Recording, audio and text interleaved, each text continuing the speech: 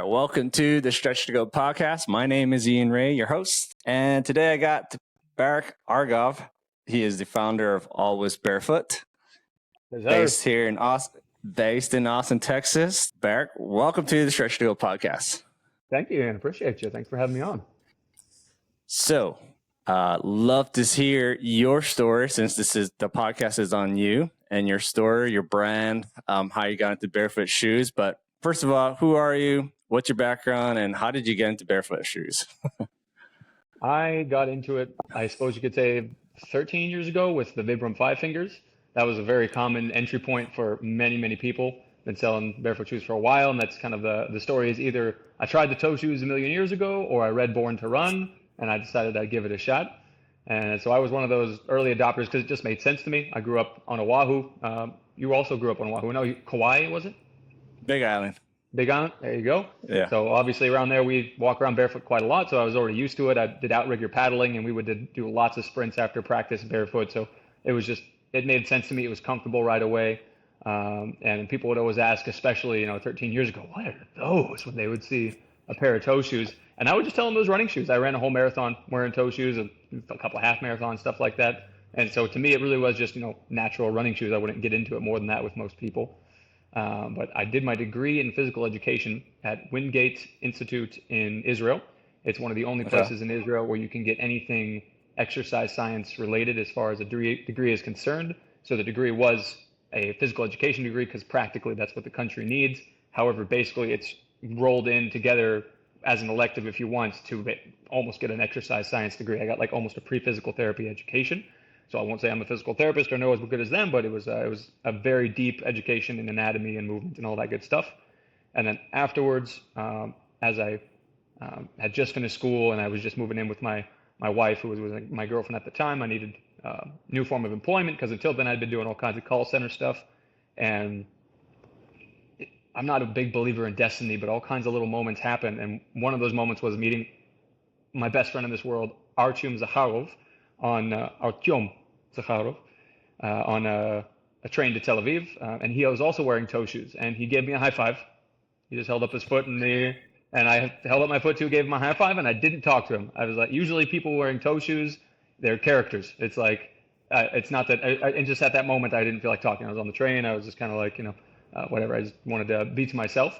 And the next time I saw him, less people on the train, we sat down, we had a conversation, and it was a great conversation. One thing led to another. I mentioned I was looking for work, and he mentioned maybe small ways I could do little presentations and stuff, use my education to educate some of the people at the new store. It wasn't really a new store. It had been around for a bit, but it was starting to pick up more traction, which was at the time just a Vivo Barefoot store, basically the branch in Israel. The owner, Shahar Rosen, he was the, what's the word I'm looking for?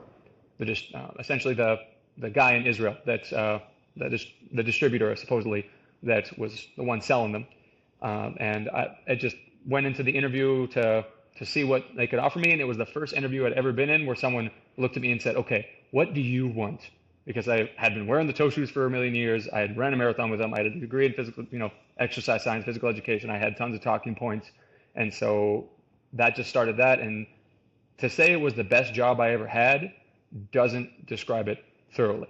When people come through the door asking about, they're coming in to try barefoot shoes first time or not, that it's going to do them better. You're giving them solid facts. There's few places in this life where you can give someone information or do something as simple as convince them or help them facilitate, we'll say, putting a healthy pair of shoes on their feet, and that things are going to get better for them. It's like, as long as they keep using it. Sometimes there's difficulties in transition. You probably know all about that. Feet get tired or whatever it is, a little bit sore, whatnot. But if they can get past that, so from that about 4 years I was working there. We transferred stores. The whole thing picked up like crazy while I was working there, and it was just so much fun. And I'd been asked enough times while working at the store, "Are you the owner?" After giving my spiel to somebody, that I figured, you know what, I could be the owner, and just didn't want to give it up. I wanted to move back to the States, and I couldn't give it up. I started studying for physical therapy, actually, to take the next step, because I already had the undergrad from Israel, which wasn't the American price. So instead of whatever tens of thousands of dollars in debt, I had absolutely no debt, and I just had to take on that last master's piece. but I was missing a few preliminaries, so I threw down $17,000 for an online course at the University of Phoenix to get those preliminaries. All the answers to all the homework you can find on the internet, so you don't even have to learn. And I didn't have time to learn because they were asking me to do things like physics and other things that I just hadn't finished, that I had no time as a father of two children and the only breadwinner for the household to study and learn and know. So you just looked it up and you cheated your way through the courses, and I got whatever I got from my University of Phoenix. And I thought to myself, is this really the education that I'm looking at getting if I keep going to school? And plus the tens and tens of thousands more dollars. It's either I put another 90 grand on being a physical therapist and get paid 70, 80,000 a year, or I put that kind of money on a business where I know every single person that walks in, I'm potentially doing them more good and preventing them from seeing a physical therapist down the line just from putting on a healthy pair of shoes and changing walking patterns and so on and so forth. So that's kind of where I'm at now. And, in Hawaii, it was a smaller operation. I was outdoors. I was at the Aloha Stadium swap meet. I was setting up a thing. It took me from the moment I woke up till the moment I was ready to sell about 4.5 hours after dragging the trailer, getting the shoes, putting them there, setting up the thing, and ta-da, it's open. And still made money. And I figured, okay, this is going to work. Let's just do it in a place where I can afford to open an actual store. Because Hawaii, they're not trying to make it affordable. Hey man, that's why I moved out here. Life set of paradise. Yeah. So wait, how long were you? How long were you in Israel for then? I was there for So you went 12 to years. school- I went there in 12 years. 2011. Yeah. Oh wow. Okay. And so basically from 2023, you've been living on Oahu then. That's right. Yeah, 2023 until April this year. Yeah. Shoot. I live with my parents, just like all of my friends. Every single friend that I have that's still in Hawaii, they have to live with their folks. Like so many folks in there, people with jobs, people who are like they are making money, they still can't move out. It's ridiculous. It's crazy. Yeah. And you wonder why there's so many people moving off island to go to the mainland, right? To just find a better opportunity. Yeah, you don't wonder. You see it very clearly when you see 1 gallon of milk is what, $10? I don't know. Yeah, don't even talk about that, man. That's what I always tell people out here in Maryland. I'm like, you guys got it easy here. Everything's shipped over there. The cost of paradise is definitely expensive. It's top 10, of course, in the U.S., but it's number one. Yeah, it's by far number one. If you look it up, the cost of living in Hawaii beats out San Francisco, New York, and all that. Yeah, it's intense. It really is. Yeah. So 2 years. So you were there doing that for 2 years, going to Aloha Stadium, swap meet, have a pop-up place, selling barefoot shoes. What was it like? You tell me. Like, was there a warm reception of barefoot shoes back home? Yeah, I was actually, even though I was not very confident opening up a pop-up thing and investing a lot of money in shoes and stuff to do it. In the very beginning, it was a very uncomfortable feeling, kind of like, okay, instead of having a nest egg, I'm going to do this. Oh, this is rough. But I felt the same kind of thing I felt in Israel, essentially. Maybe not 100%, because there it was very targeted. Everyone from the whole country would come into the one store that we had at the time, and that's from a pool of 9 million people. But people who would walk by at the Aloha Stadium swap meet, when they recognize it, they recognize it. I learned to understand. There were plenty of times where I would try and do pushy salesman stuff, where you'd stand outside your booth and say, "Hey, you heard about it?" And it's like everyone just walking by, like, "I came here to buy a souvenir, bro." No, it's just no one likes that in America. No one likes a pushy salesman in general, But so I just kind of backed off that, even though I tried it multiple times.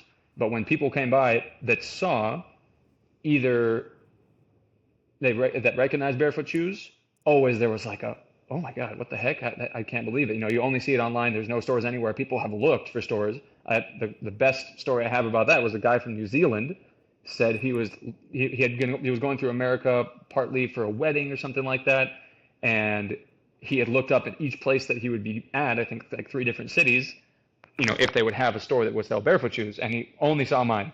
And so he let me know before he came, like, oh, just making sure, you're really going to be there selling? So yeah, I'll be there. And so he came and bought a couple pairs, and so it's always the recognition. People know about it. I'm not, reinventing any wheels. I'm just facilitating. I'm just making it present right in front of you. Here's a bunch of different models. Let's try them on. Let's see which one you like best.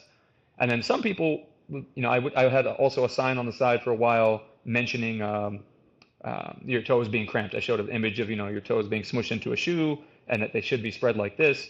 And so a lot of people, that was indicative for a lot of people who had plantar fasciitis or collapsed arches or bunions. They would kind of come and ask a little question. Plantar fasciitis was like the number one. Just come in like, oh, you got anything for plantar fasciitis?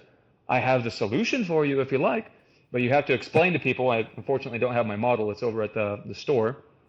I would explain to people about tensegrity models and like how all the everything works together, the ligaments and tendons, and give them the long-winded explanation. I wouldn't force them, but I would be like, okay, if you're going to ask the question, I'm going to give you the answer. It takes a minute, and explain to them the whole thing about everything being uptight and starting to break down in that one particular place because there's no movement, so it has to come from somewhere, and then that part is overworked, and then you get that infection, and then it gets stuck there because there's no vascular return. There's no way to get out the dead stuff, put in new stuff, so you got to massage it out and pump it out, and that's what full range of motion gives you. But then if you're walking barefoot, it could also aggravate it, so you have to be patient, maybe use a little bit of this. I would have folks who didn't know about barefoot shoes that were curious because they had usually a foot issue. If no one has a foot issue, they don't think twice about it. It's especially since the average barefoot shoe price is higher than a pair of Amazon shoes or a pair of shoes you can get at Walmart. If a person's not suffering in their feet, or they don't know that the suffering's coming from the shoes, they just don't think in that direction. It's usually folks who are either very well body-minded, looking for grounding, looking for the full yoga mindset, or people who are just have been through everything or are suffering and are just like, I gotta try something. And so those are the folks who, if they didn't know about barefoot shoes, would stop by at the swap meet. Man, yeah. So you tell me. I'm trying to think back home when I was growing up. Barefoot. Being barefoot on the island and like at the beach, everywhere you go, slippers. But I never did grow up learning about barefoot shoes because it wasn't a common thing. Because people are first thing to wear is flip slippers. That's the first thing, right? But how did you have to bring that awareness? Obviously, you being there at the swap meet. Were there other things that you're doing to educate customers about barefoot shoes, why it's important, but even more than that, about the foot strength? Because your foot is the important part that we're looking at, not the shoe. The shoe is the tool to give you, foot splay, the zero drop. But so kind of help me like what you did, because I'm curious now. I've been a personal trainer for I guess I've stopped being a personal trainer, but for about a period of 10 years, from when I got to Israel, I already had some background experience, but then I went through the Israeli Defense Forces as a physical fitness instructor. That was my job there. And then afterwards, I actually went to, go train in gyms, and I even built a home gym in my friend's house that I was living at. And strengthening people and training them, at least from my experience, my issue was always that I talked too much. I would love to educate and tell people about what's going on with them, but then I'd find myself spending 3 to 4 minutes between sets explaining to them and be like, oh man, we're not actually working out. And a lot of times I discovered that the people who were best trainers weren't necessarily the most educated, not to call them not smart or anything, that they didn't, go through the same degree that I did. They just had the motivation, they had the pump, they had the drive. And so when it comes to speaking to people about strengthening and things like that, my biggest thing with barefoot shoes is that, yes, there are plenty of exercises you can do. I recommend to people to do some simple ones, but truly, and if we're being honest here, volume wins beyond any other activity that you can think about when it comes to your foot and just walking. When we're talking about being 10,000 steps on average a day instead of a Nike Prison, then you're going to create tight tissues, you're going to create false movement patterns, you're going to create reciprocal inhibition between certain muscles, one that's too tight and then the other side has to stretch out to enable this one being tight, in the foot, and so on and so forth. And that's just with every step that a person takes. Unless someone specifically is asking about it, which in my years of experience selling them, 2%, 1.5% will ask specifically about exercises. Or ask maybe about accelerating their getting their bunions better, which would link into something like this. It's not a plug. It's literally like if someone's talking about fixing their bunions, using things like toe spreaders as a way to do it. But this is a time where I might kind of tell them more about exercises, because if they want to speed things up and really make the process effective, adding in exercises is always a better choice. But when it comes to selling the barefoot shoes themselves, I always just like to tell people, just start walking with them. Like if you're coming from not barefoot shoes, just to barefoot shoes, you're already doing more work than you can possibly comprehend, because every step you take, you're allowing for full pronation, and then the windlass effect to take effect afterwards, just that back and forth motion that is not present when you're inside of a shoe that has a tight toe box with a toe spring and keeping your foot in this trap position. So the exercises, even though I would speak to people about it if they were interested, they're typically a bit more, it's pretty narrow. It's like, stand with one foot in front of the other in a straight line, try and just keep your balance, close your eyes while you're doing that, try and stand on one foot. You're not going to tell them necessarily to just start by going for a run. If there's any kind of yoga stuff, that's for a yoga teacher. Literally, I don't have much experience in that kind of thing. It's not something for me to teach, so I would tell them it will be even better if you start integrating activities you can do while you're barefoot completely. You don't even need the shoe. But if you don't do sports like that, if you don't do yoga and whatnot, and you're doing pickleball, like which tons of people are, that's the only sport people came to the swap meet to ask about. No one asked about basketball shoes. No one asked about soccer shoes. No one asked about anything else but pickleball shoes. And so if they're going to be doing that, again, I'm not going to necessarily convince that person, unless they're having major suffering, to start doing yoga as well as pickleball. I just tell them to start walking in it and ease into pickleball as well. Try and do maybe one workout with them. See how they, if your feet aren't too uptight or your calves aren't too sore the day after. And if so, off to the races. Otherwise, just transition into it slowly from your other shoes. Yeah. No, that's it's interesting how, I guess that's another thing too.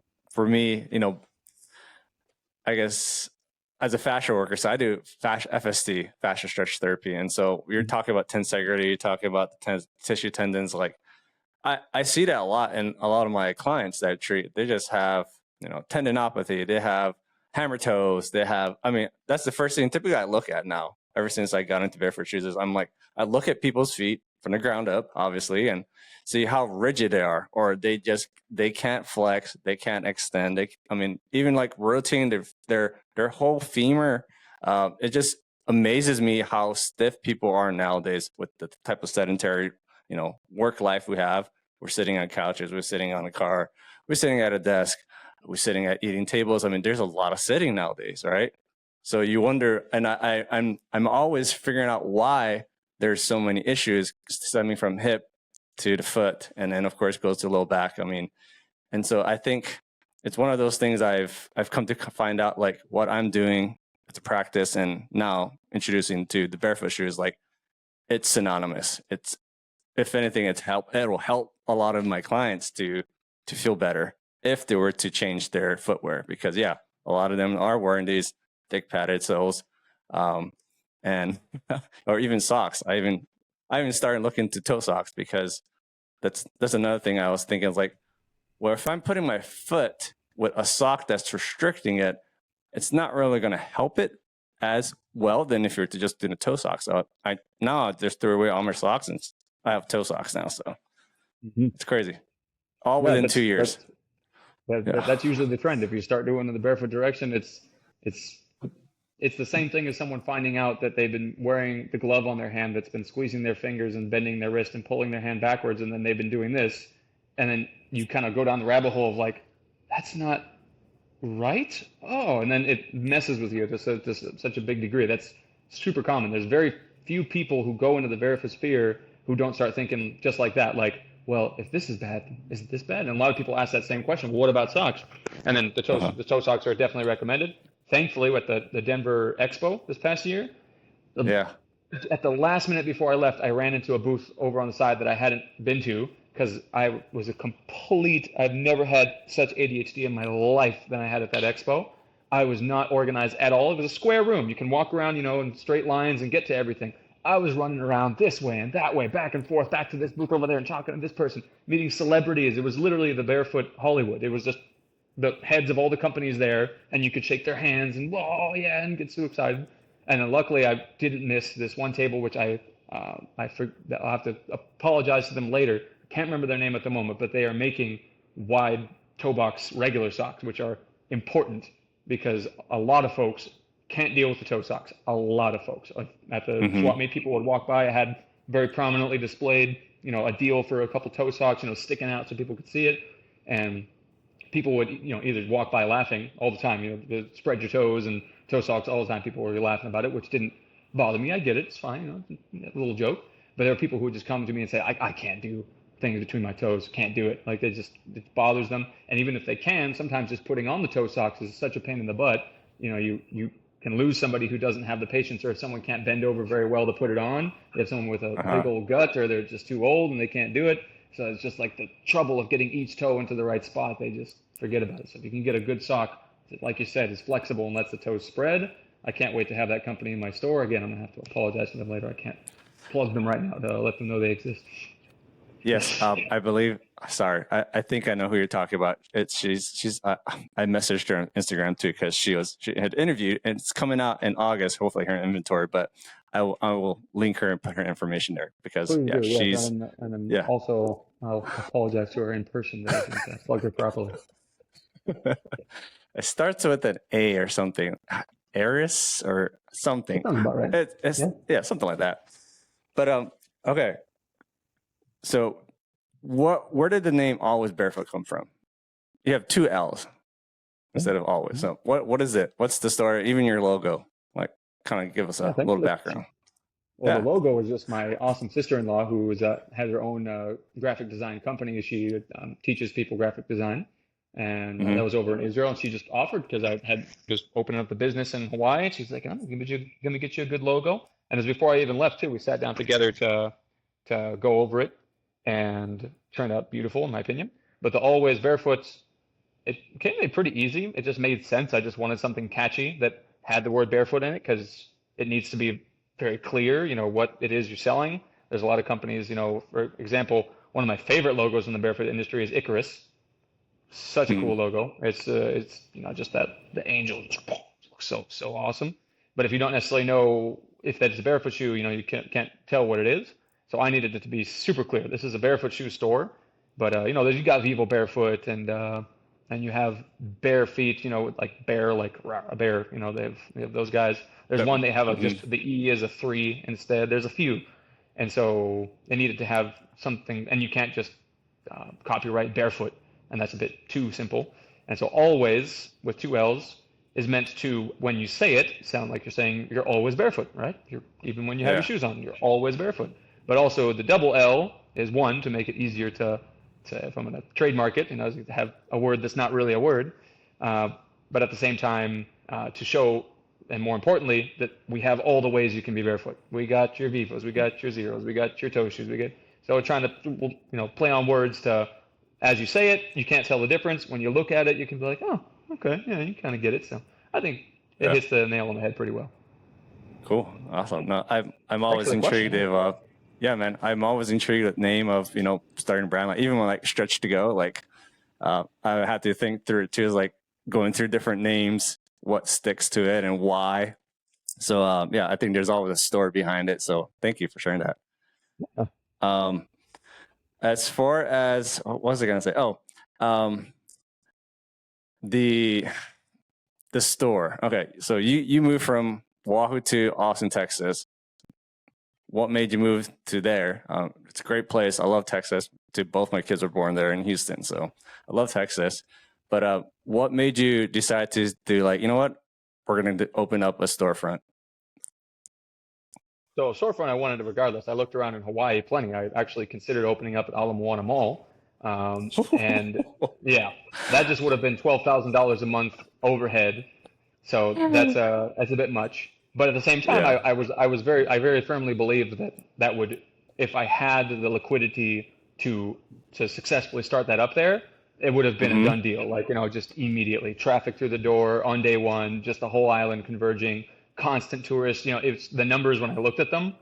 Look, I was looking at like multi-millions a year in revenue, like as far as just kind of looking at numbers and really breaking it down, and the number of people that visit Hawaii, and it's an expensive mall, so you have Chanel and all others down the way, so it's not like so out of place if you have something that's a bit above average market price. Not that barefoot shoes are Chanel level price, but it's still kind of it seemed to fit nicely to me.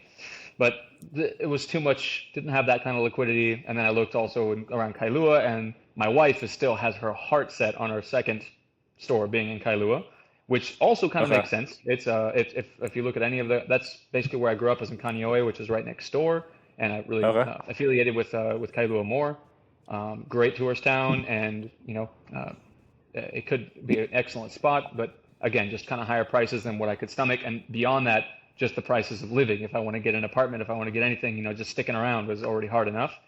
So one, we needed a place that was more affordable for our own personal life. We have two kids right now, and so just needed to start with a bit being practical. The second was again, also, or not again, but my wife cannot live somewhere cold. If there's any kind of winter in the place, she's Israeli. She's not, it's not that it doesn't get somewhat cold in the winter, but it doesn't get close to snowing. And I wanted her to be happy in the winter all year round as much as possible. So we kind of had to narrow down to where it was warm. And beyond that, I've just been hearing, just like everyone else, there's been a lot of talk about Austin, Texas for a little while. I think it's maybe kind of coming down from a bit of a boom right now because there was just so much drama going on with the things in California and things like that. So people were moving out. But there's still a lot of industry coming in here. Lots of tech stuff it's moving in. There's still lots of space. It's still relatively inexpensive. And beyond that, we're discovering, kind of luckily, this is the best place I have personally lived, paying my own rent in my life. Like we have H-E-B, which to everyone in Texas, they know what H-E-B is. It's just the best grocery store you can imagine. Two of them right down the road. Home Depot right there. 17 banks that way, 20 different preschools, no joke. In Hawaii, we were signed up. You have to sign up a year or something ahead if you want to get into a preschool, and you're still going to be paying like a minimum of $1,000, $300,000, $400,000, $500 a month. Not that it's like desperately cheaper here, but we found a decent deal here, and there's so many, so the availability is there. There was no availability for our kids in Hawaii. Here we got availability for our kids. So just quality of life is concerned. This place has it, and it's warm. It's hot. It's Texas hot. We're discovering what that means. Yeah. Oh yeah. No, man, that's cool. Yeah. Eventually, definitely, I would love to move back to Texas. Just cost of living is.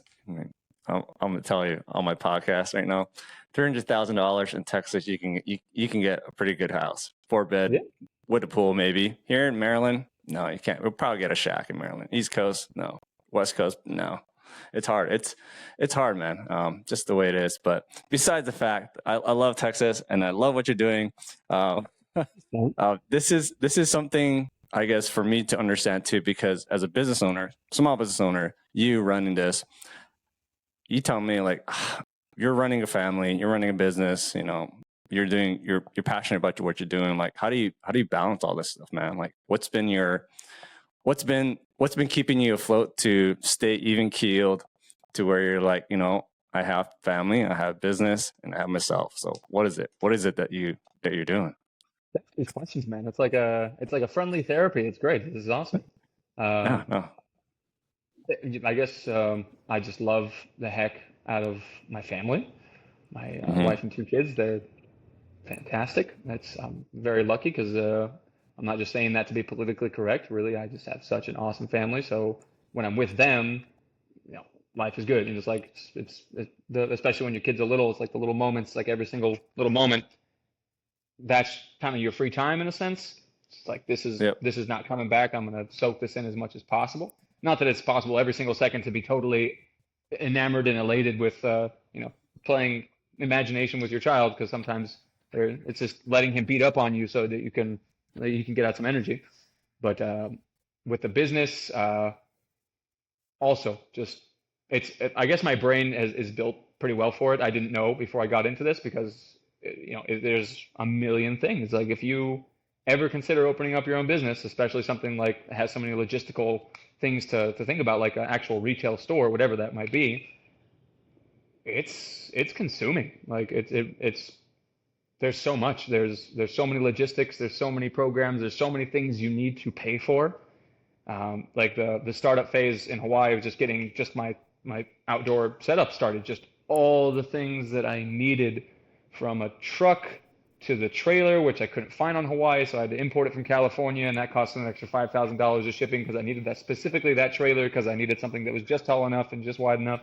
To the floors, to the slat walls, which I built myself, to making sure you have your point of sale system on point, making sure you got your business phone number, making sure you're trying to advertise without overspending. I could just sit here for the next 15 minutes telling you a list of little sound bites like that. But I guess that's the most cliche thing to say. It's my passion. I like it. No, I really know. If I didn't have at the end of this knowing what people get, the fact that I can feel good, like, as in a selfish sense, I can feel good about what I'm doing for other people by, again, just facilitating, not reinventing the wheel. I didn't invent barefoot shoes. I'm not the one who made their feet an amazing anatomical thing. I'm just trying to make it as easy as possible and as fun as possible when someone comes into the store to buy a pair and to try it on and see which one you like and facilitate that process. And also on the way, if you can teach them barefoot running and all that stuff and the exercises that are necessary, what they're going to expect along the way, being truly like an all in one place to know what the heck the whole process is about. It's so much fun. When the store is actually open, when you're in the store, you're working, it's a heck of a time. So that's, I guess, to answer your question. I don't know if I went off topic there, but it's just, I'm enjoying myself. So even though it's a lot, also just, the potential payoff is big.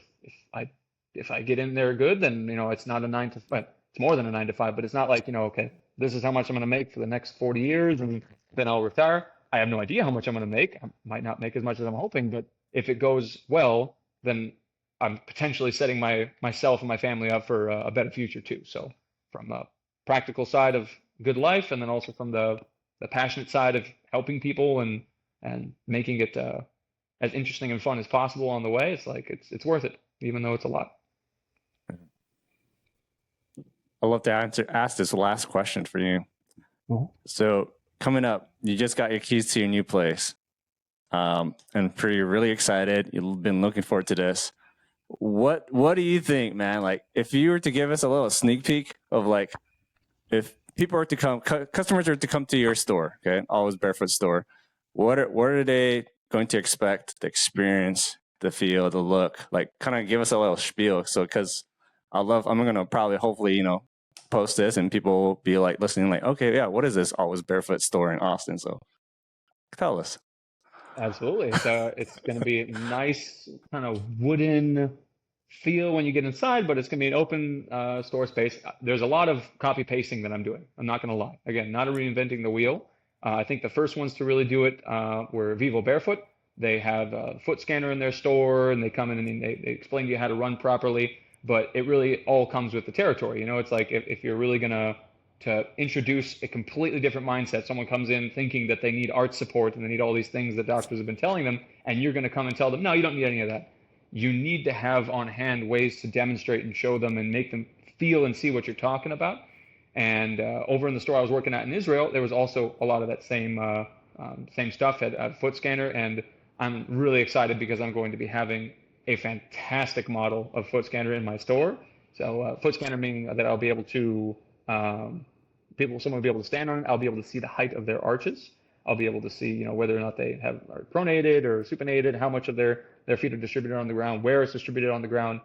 As they move, as they walk, we can see the direction that their feet are moving. And this is important because then you can explain to somebody, this is one of my favorite things to do over in the store in Israel, is people would come in and say, yeah, I want to try barefoot shoes, but I have flat feet. And I would turn over my shoulder and say to the other workers, oh, we got a flat foot. Let's go take a look. And we'd get them over on the machine. And maybe one time out of 15 or 20 people, the person would actually have a flat foot. The rest of them would not have flat feet. Maybe they would pronate. Maybe indeed they would have pain in their feet. I would never tell them, no, you don't have flat feet. There's nothing wrong with you. There's issues that come with overpronation or a very flexible arch. But I would show people and try to distinguish with that particular tool. And this is one of the most fun tools in the store. It's kind of why I'm getting hung up on it. Is that you see that space under the medial area of your foot? I want you to do everything you can to push that space down to the floor. I want to see the medial arch touch the ground. You would basically see a distribution spot in that area. And if you could see the arch touch the ground, it's like kind of an undeniable little sign, like, yeah, okay, your arch is collapsing. You're bearing weight on your medial arch, which should not happen.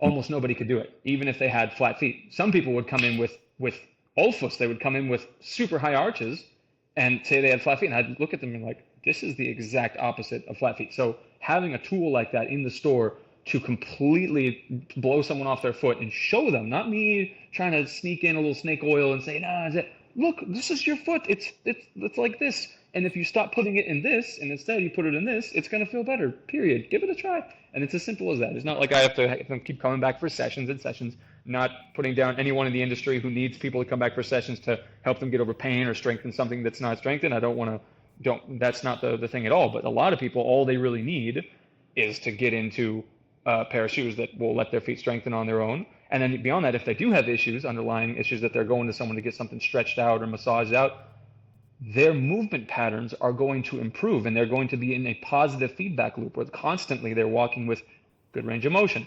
Their feet are strengthening properly. So all the exercises that they go to you to do are going to be that much more effective and that much more exponentially or improve much more exponentially quickly. That was not proper English, but you get what I'm trying to say. Yeah, I got you. So if you come in the store, you're going to have a bunch of fun stuff to check out, a lot of live ways to see how barefoot shoes help you out, and plus you're going to have just a beautiful selection on the walls and be able to hang out in the AC as long as you want trying them on. Cool. What date is this that you guys have? You have a grand opening, ribbon ceremony, cutting? I will definitely have a grand opening. I can't even tell you 100% when I can open. I'm hoping super hard for September 1st. But that's depending on lots of factors. We were talking about being a business owner. There's a lot of stuff I got to line up, get the store renovated properly first. But if I can make it happen, that's what's going to happen. Okay. Cool, man. I'm looking forward to it. I'm going to, of course, follow you, see and hear some more stores. So definitely, man. But Barak, man, it's been a pleasure getting you on the podcast, listening to your story, obviously, and the new adventure that you have for your brand and your business. So, yeah, man. Thank you so much for hopping on. Thank you for those questions, Ian. I really appreciate it. Yeah, no problem. I learned a lot. I learned a lot from you. I learned about, why you're doing what you're doing. And of course, the sacrifices that you've made, it's for a better purpose for you and your family. So continue to do what you're doing. I'd love for you to obviously share with, my audience and those who are listening to know how they can first visit your store and then learn more about what Allways Barefoot is doing. So social media handle, an email, phone, and then the location. So go ahead. If you just look up Allways Barefoot with 2 L's, so ALLWAYS space barefoot, that's me. You're going to find me, whether it's on Facebook, whether it's on Instagram, whether it's my website, www.allwaysbarefoot.com. And then after that, the actual address of the store is going to be 2525 West Anderson Lane. That's going to be in the North Cross Shopping Plaza in North Austin. You can't miss it when you're going to be there, or when it's open. You'll see the sign when you're looking right at Walmart, straight to the left. Just plenty of parking. There's no excuse. If you want to come check it out, just come on by. You got to get bread from Walmart anyway, so might as well. Yeah, might as well take a walk over there. Yeah. Yeah, exactly. Yeah. Cool, man. Well, hey, thanks so much for helping on. And for those of you listening, don't forget to subscribe, follow the Stretch to Go podcast. We release new episodes every Friday, 7 a.m. Eastern Standard Time. And yeah, man. Thanks so much, Barak. Appreciate you. Bye. Take it easy. Hey.